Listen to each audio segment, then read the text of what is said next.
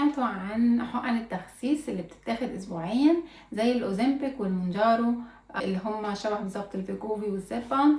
هنقول النهارده الفرق ما بين الاوزempic والمونجارو، سواء كان في الفعاليه او في السعر او في الاعراض الجانبيه. كملوا معايا لاخر الفيديو. لما اقول في الفيديو الاوزempic بيبقى قصدي كمان الاوزempic والفيجوفي سوا لانه فيهم نفس الماده الفعاله، ولما اقول المونجارو يبقى قصدي المونجارو والزيباند لان هم فيهم نفس الماده الفعاله. الفرق بقى بين الاوزempic والمونجارو ان الاوزempic فيه ماده فعاله اسمها سيماجلوتايد، والمونجارو الماده الفعاله فيه اسمها تيراتسيباتايد. المادتين دول بيشتغلوا بطريقه مختلفه شويه وده اللي هنشرحه دلوقتي. خليني الاول اقول انه لما بناكل اي وجبه جسمنا بيطلع هرمونات معينه عشان نحس بالشبع وعشان الانسولين يطلع وعشان ينظم السكر في الدم. الاوزempic والمونجارو هما شبه الهرمونات دي. فمثلا الاوزempic فيه ماده فعاله اسمها سيماجلوتايد شبه الماده اللي جوه جسمنا اسمها GLP-1، والGLP-1 ده بيطلع لما بناكل حاجه عشان يحسسك بالشبع وعشان كمان يبطئ الجاستريك امتينج او الهضم.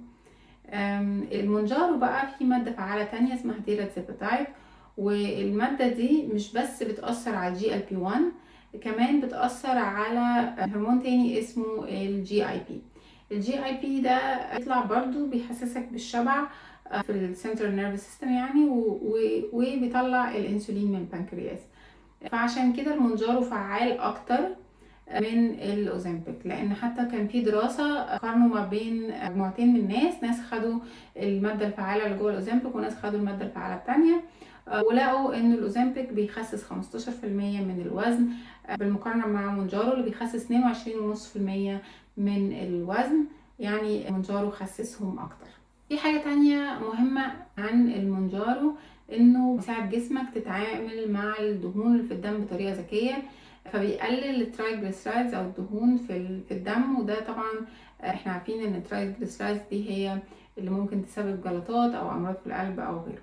ده مش معناه ان انا بقول ان كل الناس تاخد مونجارو وما تاخدش اوزempic او العكس. طبعا الدكتور هيحدد لك انهي دواء مناسب لحالتك انت على حسب تحملك للدواء، على حسب الامراض اللي عندك او اي ادويه بتاخدها.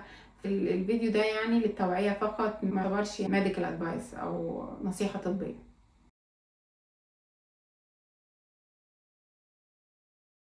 طيب هل بيختلفوا في الأعراض الجانبية؟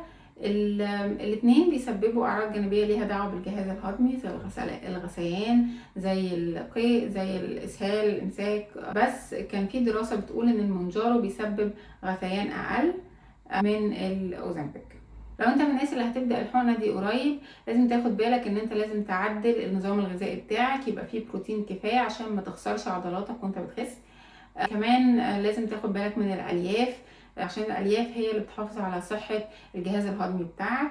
لازم تشرب ميه كفايه عشان ما يحصلكش الدوخه اللي بتيجي للناس عشان هي بتنسى تاكل وبتنسى تشرب مع الدواء ده. ففي حاجات كتير لازم تاخد بالك منها. كمان لازم لو عندك الغده الدرقيه في عيلتك او عندك ريسك ليها لازم تقول للدكتور، لان الادويه دي عليها بلاك بوكس وارنينج لسرطان الغده الدرقيه يعني، فلازم تقول للدكتور. هنقارن بقى ما بين سعر الاوزempic وسعر المونجارو. انا قدرت اجيب الاسعار هنا في المانيا. الاوزempic بيبدا من 100 يورو والمونجارو بيبدا من 200 يورو، يعني طبعا المونجارو اغلى من الاوزempic. اوكي، في اخر الفيديو انتوا طبعا يعني عرفتوا من الفيديو انه المونجارو ممكن يبقى اختيار احسن، بس هو طبعا كمان اغلى. وفي الاخر الدكتور هو اللي بيختار لك، انت بس تكون واعي بالاختيارات اللي عندك، وممكن تسأل الدكتور ليه اختار ده عن ده وتبقى فاهم حالتك اكتر. لو عجبكم الفيديو ده وعايزين تشوفوا فيديوهات اكتر زي كده يا ريت تعملوا لايك وسبسكرايب وتكتبوا لي في الكومنتس لو حد فيكم بياخد الدواء، لو حس باعراض جانبيه او حاجه زي كده ممكن يشاركها معانا، عشان الحاجات دي بالذات الاعراض الجانبيه بتختلف من شخص لشخص،